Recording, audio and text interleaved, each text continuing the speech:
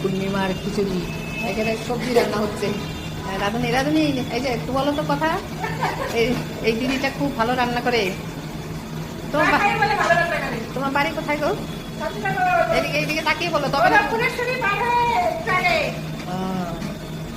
এই যে সবজি রান্না হচ্ছে, তারপরে চাটনি হয়ে গেছে না? ওই তো আমের চাটনি। লোকজন আসবে, টেবিল চেয়ার এনে রাখা আছে খাওয়ার জন্য। খুব হাওয়া, এই জন্য এখানটা রান্না হচ্ছে।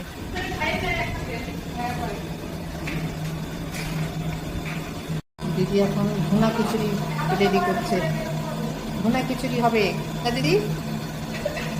সুন্দর হচ্ছে। দিদি এখন ভুনা খিচুড়ি তৈরি করছে।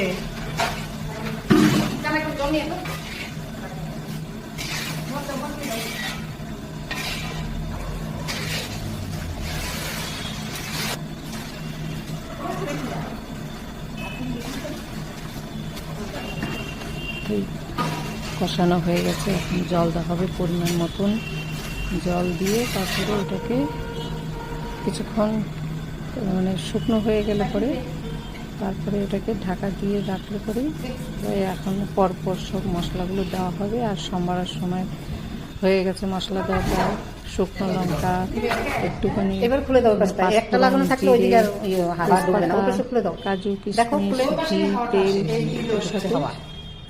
মানে এই হয়ে সম্বার দিয়ে ভালো করে কষিয়ে নিয়ে জল দিয়ে দিল।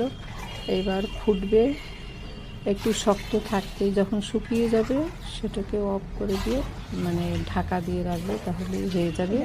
নামানোর আগে ঘি আর গরম মশলা দেওয়া হবে। মাসিদান একটু ভালোই রান্না করে, আমি কাছের বাড়ি নারায়ণপুরের প্রসাদ রান্না ভালো করলে জানলে তো হবেই। চুরি রান্না ভালো জানলে তো সবাই ডাকবে।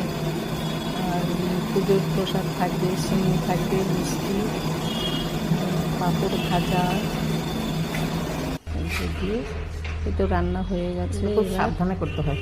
হ্যাঁ, নেড়ে টেড়ে ঘি গরম মশলাও দেওয়া হয়ে গেছে, নেড়ে ঢাকা দিয়ে রাখবে, তাহলেই রেডি ভুনা খিচুড়ি।